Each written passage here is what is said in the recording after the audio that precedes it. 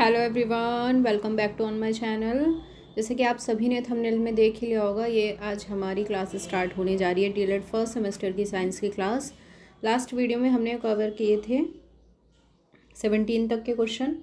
ठीक है भाई, अगर प्रीवियस वीडियोस को किसी ने वॉच नहीं किया है तो जा कर के प्लेलिस्ट में वॉच कर लेना। हर एक वीडियो आपको मिल जाएगी उसमें सीक्वेंस वाइज। ठीक है, हाँ 17 तक के क्वेश्चन हमने कर लिए हैं कंप्लीट। आज हम स्टार्ट करेंगे 18 से क्वेश्चन स्टार्ट। ठीक है, लघु उत्तरीय प्रश्न हमारे चल रहे हैं ये, और जल्दी जल्दी मैं आपका सिलेबस कवर कराने की पूरी कोशिश में हूँ ताकि आप मल्टीपल रिवीजन लगा सकें और अपनी तैयारी को टाइमली कर सकें। जल्दी से जुड़ जाइए सभी, और भाई चैनल को ज़रूर सब्सक्राइब कर लेना ताकि आने वाली हर एक वीडियो की नोटिफिकेशन आपको टाइमली मिल सके और आप अपनी तैयारी को कंटिन्यू रखें। चलिए फिर जल्दी से शेयर सब्सक्राइब लाइक कर दीजिए। इस चीज़ में भी आप लोग कंजूसी क्यों करते हैं इतनी? जल्दी से आ जाइए सभी। तब हम लोग आपके लिए मेहनत करते हैं इतनी, उसके बावजूद भी आप लोग रिस्पॉन्स नहीं देते हैं ना, बिल्कुल भी अच्छा नहीं लगता। चलिए फिर जल्दी से आ जाइए। चलिए फिर आज की क्लास को कर लेते हैं स्टार्ट। क्वेश्चन नंबर 18 है, पुष्प के विभिन्न अंगों के नाम बताइए। पुष्प के कितने भाग होते हैं, प्रत्येक का नाम लिखिए। पुष्प के कितने भाग होते हैं, उनके भागों का चित्र बनाकर और उनके कार्य का संक्षेप में वर्णन कीजिए। ठीक है, इम्पोर्टेंट क्वेश्चन है काफ़ी ये, तो इसके बारे में आपको बताऊंगी। पहले देख लेते हैं डायग्राम। ठीक है, देखो ये सारे पुष्प के भाग हैं, पुंकेसर, जायांग, पुतंतु, बाह्यदल, पुष्पाक्ष, पुष्पवृंत। ठीक है, कोई बच्चा अगर बायो बैकग्राउंड से है तो उसको अच्छे से पता होगा ये। ठीक है भाई, चलिए फिर थ्योरी में देख लेते हैं। सबसे पहला है आपका कि पुष्प के विभिन्न अंग। बाह्य दलपुंज, बाह्य दलपुंज क्या होता है? कैलिक्स। देखो जैसे कि सपोज दैट ये आपका फ्लावर है, उसके नीचे छोटे छोटे से पत्ते होते हैं यहाँ ग्रीन ग्रीन से। ठीक है, इनको बोलते हैं सेपल्स और इनको बोलते हैं पेटल्स, ये जो बड़ी बड़ी पत्तियाँ होती हैं। ठीक है, बाकी की मैं आपको भी बताऊंगी कि क्या चीज़ क्या क्या है। देखो इसमें कैलिक्स है, पुष्प का सबसे बाहरी चक्र होता है, ये हरे और छोटी पत्तियों जैसे होते हैं और इसकी प्रत्येक इकाई को बाह्यदल या सेपल कहते हैं। अभी मैंने बताया ना सेपल, ये जो नीचे ग्रीन ग्रीन कलर की हर प्लांट के नीचे होती हैं। ठीक है, यहाँ पे छोटी छोटी सी जो होती है ग्रीन कलर की, इनको क्या बोलते हैं हम? बाह्यदलपुंज बोलते हैं। ठीक है, नेक्स्ट है फिर आपका दलपुंज या फिर कोरोला। यह दलपुंज का दूसरा चक्र है, बाह्य दलपुंज के भीतरी ओर होता है और ये रंगीन और सुंदर होने के कारण, रंगीन सुंदर जैसा कि आपको फूल दिखाई देता है, वही क्या कहलाते हैं? उसके पेटल्स कहलाते हैं। ठीक है, सेपल पेटल भी आप इसको हेडिंग दे सकते हैं, बाह्य दलपुंज। ठीक है, जैसे इसमें कैलिक्स लिखा हुआ है ना, कैलिक्स कोरोला। हाँ, तो लेकिन बात यही है, ये जो ग्रीन कलर का पार्ट है ये हुआ हमारा कैलिक्स, और ये जो यहाँ पे फ्लावर, ये जो ऊपर बड़ी बड़ी पत्तियाँ होती हैं, ठीक है, जैसे कि ये है, और ये जो होते हैं ये बड़े बड़े पत्ते फ्लावर के, इसको हम बोलते हैं दलपुंज या कोरोला या फिर पेटल। ठीक है, नेक्स्ट है फिर थर्ड पार्ट पेरियंथ। जिन पुष्पों में बाह्य दलपुंज और दलपुंज में अंतर अस्पष्ट होता है, मतलब उनको पहचाना नहीं जा सकता कि ये सेपल है या पेटल है, तो उनको हम बोलते हैं परिदलपुंज या पेरियंथ, और इसकी इकाई को कहा जाता है परिदल। और परिदलपुंज रंगीन होने पर दलाब पेटिलॉइड या रंगीन होने पर सेपेलॉइड। अगर वो रंगीन होगा तो उसे क्या बोलेंगे? दलाब या पेटिलॉइड, और अगर रंगहीन होगा, कलरलेस होगा, तो क्या बोलेंगे उसे? सेपेलॉइड या बाह्य दलाब। ठीक है, नेक्स्ट है फिर आपका फोर्थ टाइप है आपका पेडिसिल। पेडिसिल क्या होता है? आपने देखा होगा कि जो फूल है जिस डंठल, तने या शाखा से जुड़ा होता है उसको हम बोलते हैं पुष्पवृंत। देखो ये रहा, ये जो पार्ट है इसको बोलते हैं पुष्पवृंत। ठीक है, नेक्स्ट है फिर फिफ्थ पार्ट रिसेप्टिकल और थैलेमस, यानी कि पुष्पासन। पुष्पवृंत का अग्रास्थ भाग पुष्पासन होता है, इसके ऊपरी पुष्प के अन्य भाग, इसके ऊपर पुष्प के अन्य भाग लगे होते हैं। देखो जो फूला हुआ भाग होता है ना पुष्पवृंत के ऊपर, इसको बोलते हैं पुष्पासन। ये वाला देखो इसमें दिखाया गया है, वेट अ सेकेंड, देखो ये रहा पुष्पासन। ठीक है, नेक्स्ट है फिर आपका पुमंग। पुमंग क्या होता है? एंड्रोशियम या मेल पार्ट जो होता है फ्लावर का, यह पुष्प का तीसरा चक्र होता है। प्रत्येक सदस्य को पुंकेसर कहते हैं। पुंकेसर के समूह को पुमंग कहा जाता है। ठीक है, पुंकेसर के जो ग्रुप्स होंगे उनको क्या कहा जाएगा? पुमंग या एंड्रोशियम। पुंकेसर पुष्प का नर जनन अंग होता है और प्रत्येक पुंकेसर को 3 भागों में विभाजित किया जा सकता है, पुतंतु, अग्रस्थ, परागकोश और दोनों को जोड़ने वाला योजी। देखो दिखाती हूँ मैं आपको ये डायग्राम में कि ये क्या क्या है। एंड्रोशियम या पुमंग, ये रहा। ठीक है, हाँ, इसके जो भाग हैं ये तो पुमंग है, मेल पार्ट है, और ये जायांग है, ये फीमेल पार्ट है। ठीक है भाई, चलिए फिर नेक्स्ट देखते हैं। नेक्स्ट है प्रत्येक परागकोश में 1 या 2 कोष्ठ होते हैं और प्रत्येक कोष्ठ में 2 परागधानियाँ होती हैं। इस प्रकार एक द्विकोष्ठी परागकोश में 4 परागधानियाँ मिलती हैं। नेक्स्ट है फिर जायांग या गायनोशियम या फिर फीमेल, है ना। आपने सुना भी होगा गायनोलॉजिस्ट जो होती हैं डॉक्टर, वो किसकी होती है? फीमेल की डॉक्टर होती है, तो उससे आप इसको याद रख सकते हैं। इसमें बोल रहा है कि यह पुष्प का चौथा अंतिम चक्र होता है, सबसे सुरक्षित भीतरी भाग है। इसकी इकाई को हम स्त्रीकेसर, कार्पल या पिस्टिल बोलते हैं या अंडप कहलाती है। यह पुष्प का मादा जननांग भाग होता है। ठीक है, जो फीमेल पार्ट होता है उसको बोलते हैं, जिसे अंडप, जिसमें अंडप जो है वो 3 भागों से मिलकर बना होता है। निचले भाग को अंडाशय और बीजांड लगे होते हैं। अंडाशय से जुड़ी एक पतली नलीनुमा संरचना होती है जिसे वर्तिका कहते हैं और इसके अंत में वर्तिकाग्र स्थित होता है। वर्तिकाग्र का कार्य क्या होता है? परागकणों को ग्रहण करना। ठीक है, और इन परागकणों से जो पराग नली निकलती है वह वर्तिका से होकर बीजांड तक पहुँचती है। देखो कैसे, डायग्राम में समझाती हूँ मैं आपको। ये है जायांग फीमेल पार्ट, ठीक है, और ये इसके पार्ट्स है। पुष्पवृंत है, अंडाशय है, वर्तिका है और वर्तिकाग्र है। ये जो वर्तिकाग्र पार्ट है इसी पर आकर जो है पोलन ग्रेन्स गिरते हैं और फिर नए फूल का जन्म होता है। ठीक है, नेक्स्ट क्वेश्चन है आपका, फिर क्वेश्चन नंबर है 19। मात्रक से आप क्या समझते हैं? भौतिक राशि के मापन के लिए उसी राशि के निश्चित परिमाण को मानक मान लिया जाता है। इस मानक को ही उस राशि का मात्रक कहते हैं। अब देखो कैसे, भौतिक राशि के मापन हेतु उसी राशि कौन सी राशि? जैसे कि लंबाई, ठीक है, और उसके लिए हमने मानक मान लिया है क्या? मीटर। और हम जैसे कि मीटर में उसे नाप रहे हैं तो उसी को क्या कहते हैं? उसका मात्रक कहा जाता है। किसी भी भौतिक राशि के मापन के लिए निम्नलिखित 2 बातों की अत्यंत आवश्यकता होती है। कौन कौन सी? एक तो होता है मात्रक, जिसमें उस भौतिक राशि की माप को व्यक्त किया जाता है, और दूसरा होता है संख्यात्मक मान, जो यह व्यक्त करता है कि वह मात्रक उस भौतिक राशि में कितनी बार आया है। जैसे कि एग्जांपल से आपको समझ आएगा, एक छड़ की लंबाई सपोज दैट 1.73 मीटर है। यहाँ पर भौतिक राशि लंबाई, भौतिक राशि क्या है? यहाँ पर लंबाई, उसका मात्रक क्या है? मीटर, तो उसका संख्यात्मक मान क्या है? 1.73। यदि मात्रक सेंटीमीटर में लिया जाए तो छड़ की लंबाई क्या होगी? 173 सेंटीमीटर। और अगर मात्रक किलोमीटर में लिया जाए तो फिर क्या होगा उसका हाँ, अगर मात्रक हम ले रहे हैं किलोमीटर में या मिलीमीटर में ले रहे हैं तो वह लंबाई भी हमें कितनी प्राप्त होगी? 1730 मिलीमीटर ही प्राप्त होगी। इससे ज्ञात होता है, पता चलता है कि किसी राशि का मात्रक जितना छोटा होता है उसका संख्यात्मक मान उतना ही बड़ा होता है। मतलब दोनों एक दूसरे के क्या होते हैं? रेसिप्रोकल। ठीक है, व्युत्क्रमानुपाती। भौतिकी की भाषा में हम कह सकते हैं कि किसी राशि का संख्यात्मक मान उसके मात्रक के व्युत्क्रमानुपाती होता है। ठीक है, अगर संख्यात्मक मान ज़्यादा होगा तो उसका मात्रक क्या होगा? छोटा, और अगर मात्रक बड़ा होगा तो संख्यात्मक मान क्या होगा?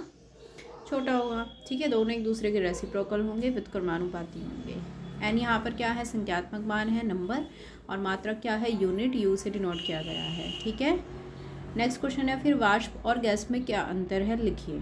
देखो इसमें लिखा है कि वाष्पीकरण और संघनन विधि द्वारा शुद्ध जल को प्राप्त किया जाता है, जबकि द्रव का गैस अवस्था में बदल जाना वाष्पन कहलाता है। गैस के अणु बहुत दूर दूर होते हैं, इसकी आकृति भी निश्चित नहीं होती, जिस बर्तन में रखे जाते हैं उसी का आकार ले लेते हैं।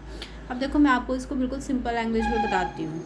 ठीक है, चाहो तो आप इसे नोट भी कर सकते हो, पेन कॉपी लेके बैठ जाइए, नोट कर लीजिए। ठीक है, ध्यान से समझ लो। पहले देखो, वाष्प और गैस में जो मुख्य अंतर होता है वो सिर्फ और सिर्फ टेम्परेचर का या तापमान का होता है। किसका होता है?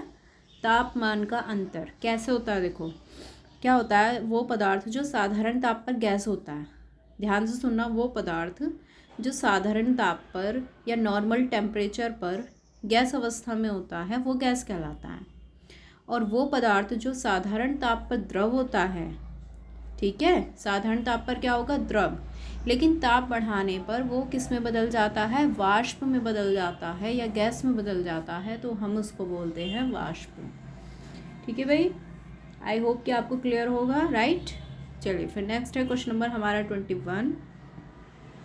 इसमें बोल रहा है कि भंगुर तथा घातवर्ध्यता पदार्थ किसे कहते हैं। कभी कभी क्या होता है, बच्चे इसको एक जैसे समझ लेते हैं कि दोनों का मतलब क्या है, ब्रेक होना या टूटना, और प्रत्येक का एक एक उदाहरण भी आपको समझाना है। तो देखो, इसमें भंगुर पदार्थ उसे कहा जाता है जो किसी चोट के द्वारा छोटे छोटे टुकड़ों में विभक्त होकर अंत में चूर्ण जैसा बन जाता है, जैसे कि कांच, कोयला, गंधक। और घातवर्धी वे पदार्थ होते हैं जिन्हें पीटने अथवा चोट के द्वारा चादर के रूप में फैलाया जा सकता है, और इन पदार्थों से तार खींचे जा सकते हैं, जैसे कि तांबा, सोना, चांदी आदि। ठीक है, तो भंगुर से आप याद रखना कि जिसको पूरी तरीके से चूर्ण बनाया जा रहा है वो भंगुर कहलाता है। नेक्स्ट क्वेश्चन है आपका, बीनना और फटकना पृथक्करण की विधियों को 100 उदाहरण से समझाइए। अब देखो इसमें क्या लिखा है कि किसी मिश्रित पदार्थ के घटकों को एक दूसरे से अलग करने हेतु या अलग करने के लिए एक घटक के उन गुणों को जानना जरूरी है जो दूसरे घटक के गुणों से अलग हों। अब देखो मैं आपको सिंपल लैंग्वेज में बताती हूँ बीनना क्या होता है। देखो बीनना होता है, एग्जाम्पल मैं आपको देती हूँ, जैसे कि चावल दाल में से आप कंकड़ पत्थर साफ़ करते हैं ना हाथ से, तो उसको तो बोलते हैं बीनना।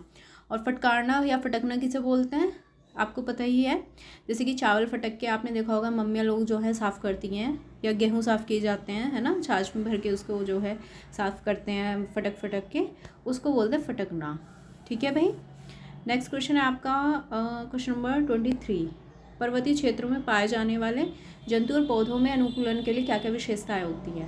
तो यहाँ पर पाए जाने वाले जंतु का रंग एक तो सफ़ेद और हल्का होता है, दूसरा ये रंग जो है गर्मी को नियमित करने में सहायक होता है, तीसरा पर्वतीय क्षेत्र के जो जंतु हैं वो गर्मी और पतझड़ में बहुत ज़्यादा खाते हैं और वसा के रूप में ऊर्जा को क्या कर लेते हैं, स्टोर कर लेते हैं, संकलित कर लेते हैं। और कड़ी सर्दी में कुछ महीने तक ये सोए रहते हैं, शीतावास में रहते हैं, शीतावास करते हैं। शीतवास में उनकी वापसी की क्रिया में काफ़ी कमी आ जाती है। ठंडे स्थलों पर उनकी ऊंचाई कम होती है। इनकी पत्तियां जो हैं वो कांटेदार पतली होती हैं। ठीक है, और ये जल्दी जल्दी गिरा देते हैं उनको। प्रायः इन क्षेत्रों में वृक्ष नहीं मिलते क्योंकि अधिक ठंडक के कारण ये जीवित नहीं बचते हैं। नेक्स्ट क्वेश्चन है आपका क्वेश्चन नंबर 24। सिद्ध कीजिए कि पदार्थ के कणों के बीच रिक्त स्थान होता है। बिल्कुल होता है, लेकिन होता कैसे है ये आपको बताना है। इसका आंसर है जब किसी द्रव पदार्थ में चीनी को घोला जाता है तो द्रव के कणों के बीच, आपने देखा होगा, जैसे सपोज दैट आपने 1 लीटर पानी लिया और आपने उसमें 1 टेबल स्पून जो है शुगर को डिज़ोल्व किया, तो क्या होगा, उसमें शुगर डिज़ोल्व होगी, लेकिन पानी जो है तब भी 1 लीटर का 1 लीटर ही रहेगा। तो वो फिर जो आपने शुगर उसमें डाली है वो कहाँ पर चली गई, ये सोचने वाली बात है ना। तो वो द्रव के कणों के मध्य चीनी के कण समाहित हो जाते हैं, परंतु द्रव का आयतन नहीं बढ़ता है ना। पानी जितना है रहेगा उतना ही, जितना आपने लिक्विड लिया है उतना ही रहेगा। अतः पदार्थ के कणों के मध्य रिक्त स्थान पाया जाता है। तो इससे सिद्ध हो जाता है कि पदार्थ के कणों के बीच में क्या होता है, रिक्त स्थान। नेक्स्ट क्वेश्चन है आपका क्वेश्चन नंबर 25। मृत्तिका किसे कहते हैं, इसमें किस प्रकार की मिट्टी प्रयोग में लाई जाती है। मृत्तिका या अवसादी शैल या फिर सेडिमेंट्री रॉक्स। ठीक है, 2019 में पूछा गया क्वेश्चन है। अब देखो इसका आंसर क्या है। जब शैल लुढ़क कर चटक कर एक दूसरे से टकराकर छोटे छोटे टुकड़ों में टूट जाती है तो इन छोटे कणों को हम अवसाद कहते हैं। ये अवसाद हवा, जल आदि के द्वारा एक स्थान से दूसरे स्थान पर पहुंचकर जमा हो जाते हैं। ठीक है, मान लो कोई चट्टान जो है छोटे छोटे टुकड़ों में टूटकर और ये बह कर जो है दूसरे स्थान पर जाके एक जगह इकट्ठा हो जाती है। तो एक जगह इकट्ठा होने के बाद जो है ये अदृढ़ अवसाद दबकर कठोर होकर शैल की परत बनाते हैं। इस प्रकार की शैलों को अवसादी शैल कहा जाता है, जैसे कि बलुआ पत्थर रेत के दानों से बनता है। ठीक है, और इन शैलों में पदार्थ, जानवर या अन्य सूक्ष्म जीवाणुओं जो कभी इन शैलों पर रह रहे हैं उसके जीवाश्म भी हो सकता है। इसमें दोमट या जलोढ़ मिट्टी का उपयोग किया जाता है। अब देखो मैं आपको बिल्कुल सिंपल लैंग्वेज में बताती हूँ कि अवसादी शैल होती क्या है। चाहो तो आप नोट कर सकते हो, जैसा कि मैं हमेशा बोलती हूँ आपको। ठीक है, सिंपल लैंग्वेज में आप जितना लिखेंगे, अच्छा लिखेंगे, सिलेक्टिव क्वालिटेटिव लिखेंगे, तो उतना ही आपको बेस्ट से बेस्ट स्कोर होगा एग्ज़ाम में। ठीक है, चलिए लिख लीजिए या सुन लीजिए, आप समझ लीजिए। ठीक है, फिर आप अपनी लैंग्वेज में लिख लेना चाहे तो। जब नदी अपने साथ कचरा, कंकड़, पत्थर, कूड़ा बहा कर लेकर आती है, ध्यान से सुनना, जब नदी अपने साथ कचरा, कूड़ा, कंकड़, पत्थर लेकर आती है तो क्या होता है, यह अवसाद एक जगह इकट्ठा हो जाता है। एक जगह इकट्ठा होने के बाद ही वो एक चट्टान, एक तरह की चट्टान को जन्म देता है, जिसको हम क्या बोलते हैं, अवसादी चट्टानें। ठीक है, राइट। नेक्स्ट क्वेश्चन है आपका, क्वेश्चन नंबर है 26। पदार्थ की कितनी अवस्थाएं होती हैं, स्पष्ट कीजिए। ये रिपीटेड क्वेश्चन है, पहले भी आया है और मैंने आपको बहुत अच्छे से समझाया, मुझे याद आ रहा है। ठीक है, हाँ, तो जिन्होंने लास्ट वीडियोस को वॉच नहीं किया है तो उनको वॉच कर लेना और देख लेना उसमें। फिर भी मैं बता देती हूँ। देखो, पदार्थ की 3 अवस्थाएं होती है, ठोस, द्रव और गैस। ठीक है, ठोस क्या होता है, सॉलिड होता है, जिसका आयतन और आकृति दोनों निश्चित होती है, जैसे कि लोहा, पत्थर, तांबा, पीतल, बर्फ आदि। दूसरा है द्रव पदार्थ या लिक्विड स्टेट। ठीक है, लिक्विड वो होते हैं जिनका आयतन तो निश्चित होता है लेकिन आकार क्या होता है, अनिश्चित। ठीक है भाई, वो क्या कहलाते हैं, द्रव। जिन पदार्थों को जिस प्रकार के बर्तन में रखा जाता है वो उसी का आकार ग्रहण कर लेते हैं। सपोज दैट आपने 1 लीटर पानी लिया है एक ग्लास में, आप चाहे उसको कटोरी में रख दें, चाहे आप बाल्टी में रख दें, लेकिन वो उतना ही रहेगा। ठीक है, दैट मीन्स उसका आयतन क्या है, निश्चित है, उसका आयतन नहीं बदलता है। नेक्स्ट है फिर गैस अवस्था। गैस क्या होती है, वे पदार्थ जिनके ना आकार निश्चित होता है ना आयतन निश्चित होता है। ठीक है, और सबसे ज़्यादा जो इसका गुण है गैस का, वो क्या है, कंप्रेसिबल, दबने का गुण बहुत ज़्यादा इसमें होता है, कंप्रेस होने का। ठीक है, नेक्स्ट है फिर एक बर्तन की धारिता 12 लीटर है, इसकी धारिता घन सेंटीमीटर में ज्ञात कीजिए। तो घन सेंटीमीटर के लिए हम करेंगे कितने से डिवाइड, 1000 से। ठीक है भाई, नेक्स्ट है फिर क्वेश्चन नंबर है 28। न्यूटन के नियमों को बताइए। तो न्यूटन के जो गति विषयक नियम है, अब देखो इसमें क्या क्या लिखा हुआ है। हमारा गति विषयक ज्ञान 3 मूल नियमों पर आधारित है। इसमें सबसे पहले वैज्ञानिक सर आइजैक न्यूटन ने 1687 में अपनी पुस्तक प्रिंसिपिया में प्रतिपादित किया। इसलिए इस वैज्ञानिक के सम्मानार्थ, इनके सम्मान के लिए इन नियमों को न्यूटन के गति विषयक नियम कहा जाता है। न्यूटन के गति के 3 नियम दिए हैं। अब उनको ये नीचे दिए गए हैं नियम। देखो मैं आपको बताती हूँ बिल्कुल सिंपल लैंग्वेज में। ठीक है, इसमें वैसे मुझे नहीं मतलब मज़ा आ रहा पढ़ के, ज़्यादा अच्छी लैंग्वेज तो नहीं है, पर हाँ ये है कि आप इसको समझ के अगर अपनी लैंग्वेज में लिखना चाहें वेल एंड गुड है, और अगर आप इससे काम चला सकते हैं तो भी अच्छी बात है। ठीक है, चलिए फिर मैं आपको बताती हूँ कि फर्स्ट नियम क्या है न्यूटन का। वो ये है कि अगर कोई वस्तु विराम अवस्था में है तो विराम अवस्था में ही रहेगी, और अगर वो गति की अवस्था में है तो गति की अवस्था में ही रहेगी, जब तक कि उस पर कोई बाहर से बल ना लगा दिया जाए। ठीक है, और न्यूटन के प्रथम नियम को हम जड़त्व का नियम भी कहते हैं। ठीक है, हाँ, कभी कभी इसको है ना सेकंड नियम से पूछा जाता है कि जड़त्व का नियम बताइए, तब आपको ये बताना पड़ेगा। आप लोग सोचेंगे कि पता नहीं क्या पूछ लिया है। नेक्स्ट है फिर नेक्स्ट देखो, इसमें बस इसके एग्जाम्पल दिए हैं फर्स्ट लॉ के ये सारे, जबकि पूछे कौन से हैं, तीनों नियम पूछे हैं क्वेश्चन में, है ना, तो तीनों नियम ही आपको बताने हैं प्रॉपर। अब देखो दूसरा नियम क्या है। दूसरा नियम है, आपने फॉर्मूला, अगर कोई बच्चा साइंस बैकग्राउंड से है तो भी वेल एंड गुड है, नहीं तो मैं सभी के लिए बताती हूँ कि सेकंड लॉ इनका ये है, बल इक्वल्स टू द्रव्यमान गुणा आयतन। ठीक है, अब ये नियम क्या है, देखो प्रथम नियम के अनुसार किसी वस्तु पर बल लगाने से उसकी गति में क्या होता है, परिवर्तन, और गति में परिवर्तन से तात्पर्य क्या है, त्वरण उत्पन्न होने से। अतः किसी वस्तु पर बल लगाने से उसमें त्वरण उत्पन्न होता है। तो त्वरण के संबंध में हमें बहुत सारे तथ्य ज्ञात होते हैं या फैक्ट पॉइंट पता चलते हैं। वो क्या है कि एक तो त्वरण जो है, जो बल है, वो उस वस्तु पर लगाए गए बल के अनुक्रमानुपाती होता है। ठीक है, तो ए जो है प्रोपोर्शनल होगा एफ के। ठीक है, ए प्रोपोर्शनल होगा एफ के। दूसरा पॉइंट ये है कि त्वरण पिंड या वस्तु के द्रव्यमान के व्युत्क्रमानुपाती होता है। त्वरण जो है वो वस्तु के द्रव्यमान के क्या होता है, व्युत्क्रमानुपाती, मतलब कि रेसिप्रोकल। नेक्स्ट है फिर इन दोनों समीकरणों को मिलाने पर, अगर हम इन दोनों को मिला देते हैं तो हमें कौन सा समीकरण मिलता है, हमें मिलता है ए प्रोपोर्शनल हो जाएगा एफ अपॉन में एम, ठीक है। या फिर हम इसको ऐसे भी लिख सकते हैं F equals to M into A, लिख सकते हैं ना। तो एफ यहाँ पर क्या होगा, एफ इक्वल्स टू हमने लिखा एम इंटू ए, और अगर हम प्रोपोर्शनल का साइन हटाएंगे तो एक कॉन्स्टेंट लगाते हैं, हम के लगा देते हैं, ठीक है। तो एफ इक्वल्स टू हो गया के इंटू एम इंटू ए, ठीक है। के यहाँ पर हमने के की वैल्यू रख दी है 1, तो यहाँ पे हो जाएगा F equals to M into A, ठीक है। तीसरा नियम है इनका क्रिया प्रतिक्रिया का नियम। जब कोई वस्तु किसी दूसरी वस्तु पर बल लगाती है तो दूसरी वस्तु भी उस पर उतना ही विपरीत दिशा में बल लगाती है, इसको क्रिया प्रतिक्रिया का नियम भी कहा जाता है, ठीक है भाई। तो ये न्यूटन के तीनों नियम हैं, इनको अच्छे से कर लेना, ठीक है, तीनों ही इम्पोर्टेंट हैं। नेक्स्ट क्वेश्चन है आपका, क्वेश्चन नंबर है 29। बेटा सेकंड में देख लेती हूँ, ज़रा चेक कर लेती हूँ कितने क्वेश्चन है हमारे टोटल।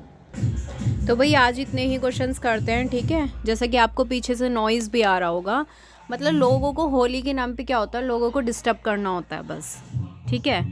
फिर भी खैर सभी को हैप्पी होली भाई, सब एंजॉय कीजिए, अपने त्यौहार को अच्छे से मनाइए, ठीक है। मुझे तो होली का त्यौहार बिल्कुल भी पसंद नहीं है, बिल्कुल भी, ठीक है।